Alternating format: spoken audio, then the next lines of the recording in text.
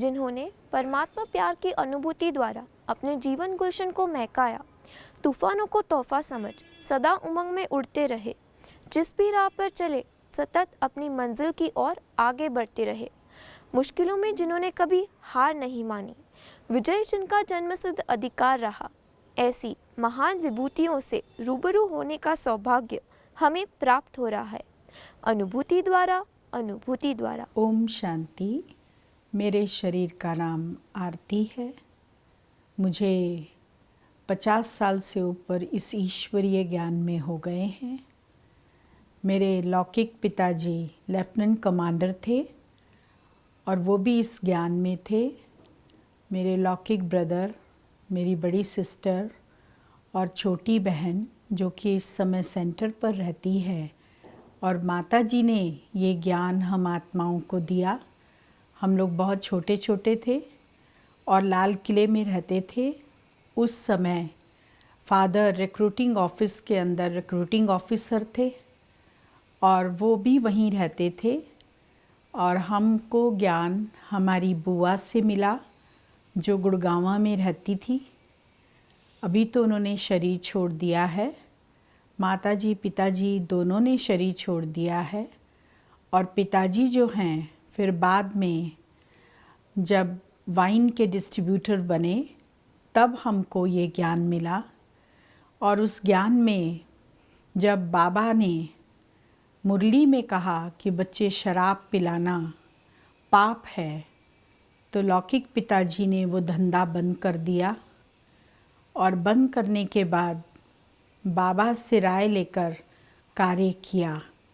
और उसके बाद हम भी बाबा को पत्र लिखते थे और बाबा को देखते ही हमको ऐसा लगा कि ऐसा व्यक्तित्व हमने इस सृष्टि पर आज तक नहीं देखा। मैंने इतनी किताबें पढ़ी थी धार्मिक नेताओं के बारे में, साधु महात्माओं के बारे में। उन पुस्तकों में बहुत से उनके गुणों के वर्णन थे, लेकिन जो ब्रह्मा बाबा के गुण थे वो बहुत ही अलौकिक थे, क्योंकि वो ऐसी हस्ती थी जिसके तन में स्वयं परम पिता परमात्मा का अवतरण हुआ था। और वो अवतरण इतना महान था, इतना अलौकिक था, इतना समर्पित करने वाला था कि बाबा की दृष्टि पड़ते ही कोई भी व्यक्ति कितना भी कठोर क्यों ना हो वो भी पिघल जाता था। जब हम पहली दफ़े बाबा से मिले, बाबा से मिलने के बाद हमको ऐसा लगा कि हमें संपूर्ण प्राप्ति हो गई है। और अपनी पढ़ाई पढ़ते हुए, क्योंकि दिल्ली जैसे शहर में इंग्लिश मीडियम स्कूल में मैं पढ़ती थी, जहाँ पर परमात्मा का ज्ञान मुझे मिला। और उस छोटी सी एज में ही मैंने अपना लक्ष्य बनाया कि मुझे इस ब्रह्मा कुमारी आश्रम में अपना जीवन समर्पित करना है। और उस लक्ष्य को लेकर जो पहली ट्रेनिंग हुई माउंट आबू में, उस ट्रेनिंग के अंदर हम आए पिताश्री के अव्यक्त होने के बाद। पिताश्री जब अव्यक्त नहीं हुए थे तब हम 3 दफ़े बाबा के साथ 15 दिन रहे हैं। और उस समय बाबा ने हमको हर एक प्रकार की अनुभूति कराई। योग का अनुभव भी बाबा ने कराया। सुबह 3:30 बजे उठकर जब हम बाबा से योग करते थे तो शरीर में ऐसी स्फूर्ति आ जाती थी, बुद्धि में दिव्यता कायम हो जाती थी और मन एकदम शांत हो जाता था। ऐसे लगता था कि हम उड़ रहे हैं और उड़ते उड़ते किसी अलौकिक दुनिया में पहुंच गए हैं। और उस अलौकिक दुनिया का अनुभव बाबा ने बहुत दफ़े कराया। आज हमारे जीवन में जो नैतिकता, अनुशासन और जो जितने भी मूल्य, दैवी गुण आए हैं, वो सब इस संस्था में आने के बाद आए हैं। संस्था हमें दिव्यता धारण करना सिखाती है, रूहानियत भर देती है हमारे अंदर, दृष्टि हमारी पवित्र बन जाती है, मन हमारा शुद्ध हो जाता है। नहीं तो देखिए मन में कितने तरह के विचार चलते हैं और मन के विचार ही मनुष्य के कर्मों में आते हैं और कर्मों के बाद ही वो कोई भी पाप कर्म करता है या अच्छा कर्म करता है। इसीलिए मन को शांत करने की विधि यहाँ पता चली, बुद्धि को स्वच्छ बनाने की विधि यहाँ पता चली, चित्त को एकाग्र करने की स्थिति यहाँ पता चली। और जब हम आत्माएं राजयोग का अभ्यास करती हैं, सबसे पहला निश्चय तो हमको ये हुआ कि ज्योति बिंदु परमात्मा शिव इस सृष्टि पर ब्रह्मा की भ्रिकुटी के बीच में बैठकर हम आत्माओं को ज्ञान सुना रहे हैं, राजयोग सिखा रहे हैं और उस राजयोग के माध्यम से हम आत्माओं का जीवन पवित्र और योगी बनता जाता है। राजयोग हमें कर्म इंद्रियों पर विजय करना सिखाता है। हमारी कर्म इंद्रियां हमें विचलित करती हैं। दृष्टि जब चलायमान होती है तो मन भी विचलित होता है। दुनिया के आकर्षण हमें अपनी तरफ खींचते हैं, लेकिन राजयोग का अभ्यास हमें सब तरफ से बुद्धि योग हटाकर एक परमात्मा में स्थित करता है। और जब हम उस स्थिति में स्थित होते हैं तभी हमें प्राप्ति होती है और हम एकाग्रता को प्राप्त करते हैं। गति सद्गति की प्राप्ति भी इस राजयोग के माध्यम से होती है। जब इस ज्ञान को हमने सुना, सुनने के बाद अपना जीवन इस सेंटर पर दिया, दादियों के संपर्क में आए, दादी मन प्रकाशमणि जी, मनमोहिनी दीदी, चंद्रमणि दादी, शांतामणि दादी, मनोहर दादी, जितनी भी दादियाँ थीं, उनके संपर्क में आने से और मुख्य भाई उनका जीवन इतना श्रेष्ठ जब हमने देखा तो हमें ऐसा लगा कि हम किसी स्वर्ग की दुनिया में आ गए हैं। और वो स्वर्ग की दुनिया कहीं और नहीं, यहीं माउंट आबू में है, जिसमें अनेक भाई बहन अपना जीवन देकर कितना अपने को खुशी से भर रहे हैं। क्योंकि अलौकिक जीवन से खुशी भी अलौकिक आ जाती है। हम आत्माएं इस कलयुगी दुनिया के अंदर, कलह की दुनिया में, कलपुर्जों की दुनिया में, विज्ञान की दुनिया में फंसे हुए हैं और इस दुनिया से निकलकर हमें एक अलौकिक दुनिया में जाना है, सतयुगी दुनिया में, जिसकी स्थापना स्वयं परम पिता परमात्मा पिता श्री ब्रह्मा के माध्यम से कर रहे हैं, जो हमारे अलौकिक पिता हैं।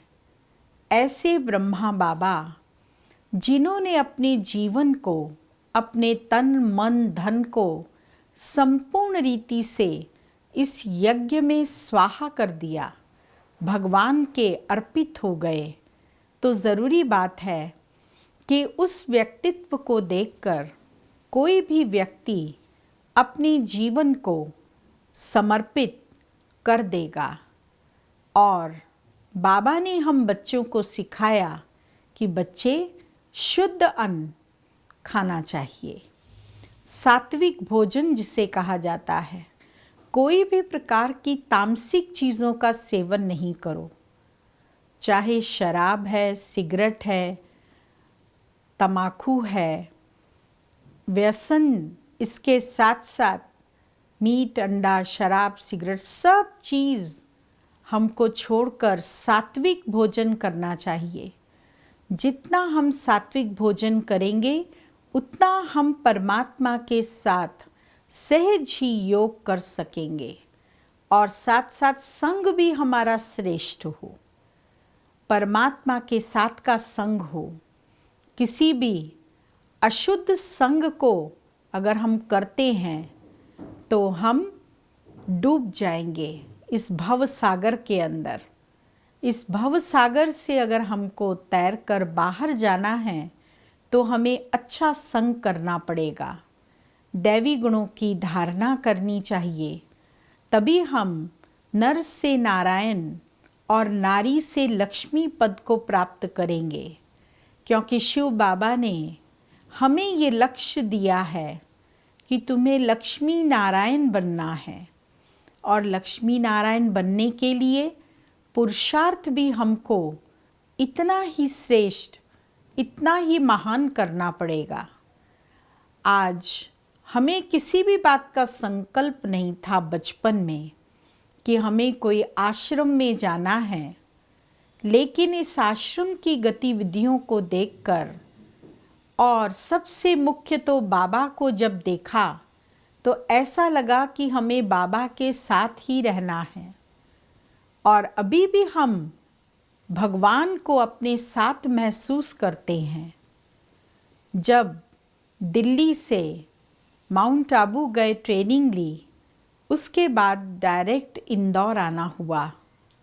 और इंदौर में तो उस समय हम बहुत छोटे से थे, लेकिन छोटे होते भी भगवान को जिस आत्मा से कार्य कराना होता है वो अपने आप ही उस आत्मा को आगे बढ़ा देती है। फिर मधुबन में आना जाना होता रहा, अव्यक्त बाप दादा से मुलाकात होती रही और फिर आगे भी बाबा ने ही बढ़ाया, भगवान ने ही बढ़ाया। जोन इंचार्ज बनाया, उसके अंतर्गत 200 सेवा केंद्र और 400 बहनें इस समय हमारे कनेक्शन में हैं। जोन इंचार्ज बनाकर बाबा ने बहुत से विशेष कार्य कराए और साथ में ये जिम्मेवारी भी दी कि विश्व के परिवर्तन में तुमको इस गोवर्धन पर्वत को उंगली लगाकर कार्य करना है। और वही भगवान का कार्य अभी हम कर रहे हैं और अन्य आत्माओं को भी ईश्वरीय संदेश देकर उन्हें श्रेष्ठ बनने का संकल्प दे रहे हैं। भगवान दास राठी, शंकरलाल जी राठी पिताजी का नाम है। हम मूलतः जिला इंदौर के रहने वाले हैं। प्रोफेशन से I am the high court जज जस्टिस बी.डी. राठी कहलाता हूँ। मेरा विवाह 1977 में मेरे पास बैठी श्रीमती आशा राठी के साथ हुआ। उसके बाद हमने लीगल प्रोफेशन शुरू करा, इंदौर हाई कोर्ट में वकालत प्रारंभ की। 2 पुत्र मेरे हैं, अब उनकी दोनों के विवाह भी हुए और उनकी भी संतान है, भरा पूरा परिवार है। हम 1977 में जब वकालत के प्रोफेशन में आए इंदौर में, तब हम उस समय नई युवा पीढ़ी के जो एडवोकेट्स थे उसका नेतृत्व किया करते थे। और उसी समय एक प्रोग्राम रखा और तत्कालीन chief justice of India mister वाई.वी. Chandrachud साहब थे। उन्हों को हमने यहाँ आमंत्रित किया इंदौर में, मुख्य अतिथि के रूप में एक कार्यक्रम रखा था हमने, युवा अधिवक्ताओं ने।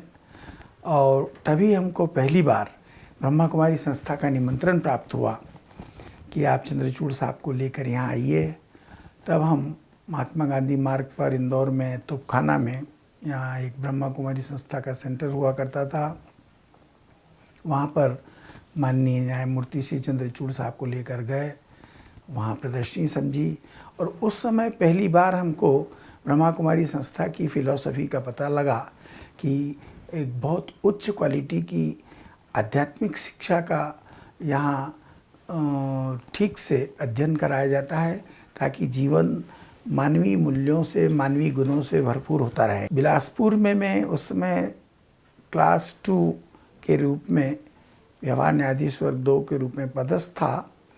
तब ब्रह्मा कुमारी संस्था की एक एग्जीबिशन वहाँ मानस भवन करके और जो वहाँ के म्यूनसिपल कॉरपोरेशन का कम्युनिटी हॉल है, वहाँ एग्जीबिशन लगाई गई थी और लिखा था कि इस समय विश्व की घड़ी में क्या बजा है, यदि आप जानना चाहते हैं तो हमारी संस्था की एग्जीबिशन को देखिए।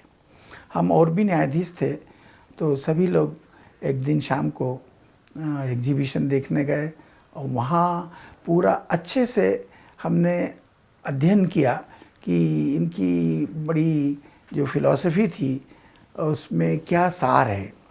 फिर इनका एक वीकली कोर्स था, उसको भी हम लोगों ने किया और वीकली कोर्स करने के बाद ऐसा लगा कि हमको अपनी दैनिक दिनचर्या में इसको शामिल करना चाहिए और उसी के चलते हम प्रतिदिन प्रातःकाल इनकी जो वहाँ ब्रह्मा कुमारी आश्रम था वहाँ क्लास करने जाते थे। क्लास में 2 पीरियड होते थे, एक तो मेडिटेशन जो प्रैक्टिकल हुआ करता था और दूसरा थ्योरी जिसमें श्रीमद् भगवद गीता के प्रवचन का कार्यक्रम हुआ करता था। धीरे धीरे वो प्रवचन सुनना और मेडिटेशन के द्वारा उनको आत्मसात करना, इस प्रक्रिया से हमारे अंदर जितनी नेगेटिविटी थी वो हमने अनुभव करा कि समाप्त होती गई और सकारात्मक विचारों ने उस नेगेटिव विचारधारा को समाप्त करके अपना स्थान ले लिया।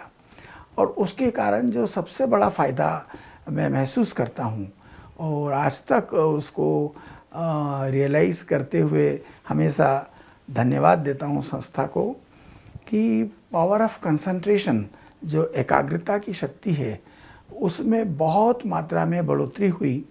और इसलिए विशेष कि हम जो न्यायाधीश लोग हैं, हमको एकाग्रता की शक्ति का बहुत ज़्यादा आवश्यकता होती है, क्योंकि हम जितना कंसंट्रेट होंगे तब हम जब एडवोकेट्स के आर्ग्यूमेंट सुनते हैं, बहस सुनते हैं, तो कई बार हमें ऐसा लगता है कि सामने वाली आत्मा जानबूझ के हमको इरिटेट करता ही है, लेकिन उसके बावजूद भी यदि हमारे पास एकाग्रता की शक्ति है तब हम शांति से उनको सुन करके और बाकी सारी नेगेटिविटी को अवॉइड करते हुए और क्या वास्तविक सत्य है इस डिस्प्यूट में दोनों पार्टी के बीच, उसको निकाल सकते हैं। तो इनके मेडिटेशन से, श्रीमद् भगवद गीता के प्रवचन से जो पावर ऑफ कंसंट्रेशन मिला, उसने मुझे सिविल जज से लेकर के मध्य प्रदेश उच्च न्यायालय के हाई कोर्ट में न्यायमूर्ति के पद तक ले गए। और उसमें मैं समझता हूँ कि अगर ये संस्था का मेडिटेशन नहीं होता और वो जो पावर हमें मिली वो नहीं होती, तो ये भी संभावनाएं थी कि इस आज की जो विकारी और कलयुगी दुनिया है, जहाँ आप सभी जानते हैं कि चारों तरफ कैसी नेगेटिविटी फैली है, हो सकता है कहीं मार्ग से भटक जाते। तो उसके बाद हमारा गृहस्थ जीवन भी बहुत अच्छा चलता रहा। गृहस्थी में इस मेडिटेशन और गीता के प्रवचन के द्वारा प्योरिटी के थॉट्स भी हमारे बच्चों में, हम में वो कंटिन्यूस प्रवाहित होते रहे। उसके कारण हर क्षेत्र में हमने, हमारे बच्चों ने, सब ने बहुत मान सम्मान भी प्राप्त किया और लोग ये जानने लगे कि भाई साहब या इनके परिवार के लोगों के साथ यदि कोई भी प्रकार का संपर्क संबंध रखा जाए तो इसमें कोई हर्जा नहीं, कोई नुकसान नहीं। और एक अलग से छवि जो बनी, वो मैं उसके लिए ब्रह्मा कुमारी संस्था का धन्यवाद करता हूँ। शरीर का नाम आशा राठी, एजुकेशन BA। बहुत अच्छा अनुभव कर रहे हैं और हम लोग भोजन भी बनाते हैं बाबा की याद में, बाबा को प्यार से भोग लगाते हैं, तो उसमें खाने में अलग ही आनंद आता है और मन में बहुत शांति रहती है।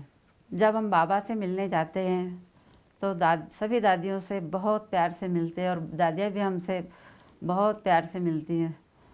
तो बार बार इच्छा होती है कि बार बार दादी से मिले और दादी के पास जाएं और उनसे अनुभव भी सुने बाबा के।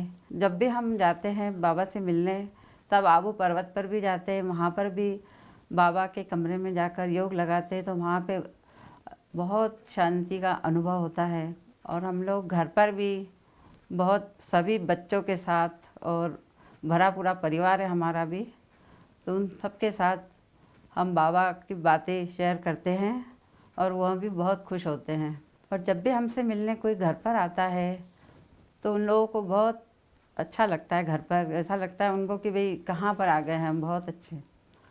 तो बाबा का अनुभव हम उन लोगों को भी सुनाते हैं तो वो बहुत उत्साहित होते हैं कि नहीं, हम भी जाकर ब्रह्मा कुमारी आश्रम में जाकर ज्ञान सुनेंगे और क्लास भी करेंगे, तब और अच्छा लगेगा।